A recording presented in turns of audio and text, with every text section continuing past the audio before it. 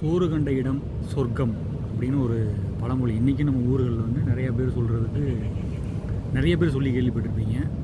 அது சோறு தான் சொக்கநாதர், சோறு கண்ட இடம் தான் சொர்க்கம் அப்படின்னு ஏன் சொன்னாங்க அப்படின்னா, ஒரு சின்ன குழந்தை பசியில் இருக்குன்னு வச்சுக்கோங்களேன். அந்த குழந்தை வந்து பாருங்கள் நிறைய சேட்டை பண்ணும், கத்தும்.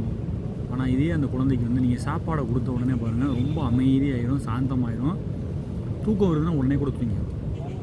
சோறு கண்ட இடம் சொர்க்கம் அப்படின்னா நம்ம வயிறு தான் ரொம்ப முக்கியமான ஒரு சொக்கநாதர் குடியிருக்கிற இடம் அப்படின்னு வச்சுக்கலாம்.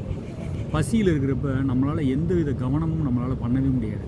சோறு சாப்பிட்ட உடனே ஆட்டோமேட்டிக்காக நம்மளுடைய குணமே சாந்தமாயிடும். அதுதான் சோறு தான் சொக்கநாதர். சொக்கநாதர் நமக்கு முதல்ல தெரியணும் அப்படின்னாலே நம்ம பசி இல்லாமல் இருக்கும். விவேகானந்தர் தான் சொல்லியிருப்பார். ஒருத்தர் வந்து பயங்கரமான பசியில் இருக்கார், அவர்கிட்ட போய் ஒருத்தர் வந்து நான் வந்து உங்களுக்கு ஞான உபதேசம் பண்ணுறேன் அப்படின்னு சொன்னோன்னே, இந்தமாரி நிறைய விஷயங்கள்லாம் நான் உங்களுக்கு சொல்லித்தரேன் அப்படின்னு சொன்னோன்னே அவர் ஃபஸ்ட்டு கேட்குறாரு, ஐயா எனக்கு இப்போ வயிறு பசிக்குது, நீங்கள் சாப்பாடு கொடுங்க, சாப்பிட்டதுக்கப்புறம் தான் நீங்கள் என்ன சொன்னாலும் உள்ளே போகும், ஏன்னா இப்போ எனக்கு வயிறு பசிக்குது, நீங்கள் என்ன சொன்னாலும் எனக்கு உள்ளே போகாது அப்படின்றாரு. சாப்பாடை போட்டு நமக்கு உள்ளே இருக்க சொக்கநாதரை வெளில எழுப்பி விட்டால் மட்டும்தான் என்ன முயற்சி பண்ணாலும் சரி, நமக்கு என்ன வேலை நம்ம பண்ணாலும் சரி பண்ண முடியும். அதனால தாங்க நம்ம எல்லாரும் முன்னாடி சொன்ன பழமொழி வந்து பார்த்திங்கன்னா, சோறு கண்ட இடம் சொர்க்கம், சோறு தான் சொக்கநாதர் அப்படின்னு சொல்கிறதுக்கு காரணமும் இதுதான். இதை காரணமாக வச்சு தான் ஐப்பசி மாதம் பௌர்ணமி அன்னைக்கு நம்ம சிவபெருமானுக்கு அன்னாபிஷேகம் பண்ணுறாங்க. அன்னம்தான் பரபிரம்மம் அப்படின்றத குறிக்கிறதுக்காகவே இந்த அபிஷேகம் சிவபெருமானுக்கு பண்ணுறாங்க.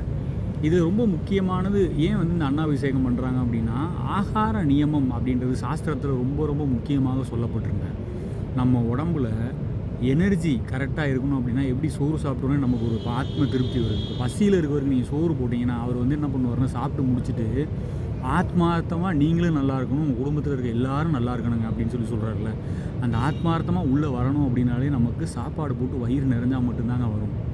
அப்போ ஆகார நியமம்ன்றது என்ன அப்படின்னா, இந்த ஆகாரத்தை ரொம்ப சரியாக சாப்பிடணும். ஏன்னா இந்த ஆகாரம் நம்ம சாப்பிட்ற சாப்பாட்டுக்கும் நம்மளுடைய எண்ணத்திற்கும் டைரக்ட் லிங்க் இருக்குங்க.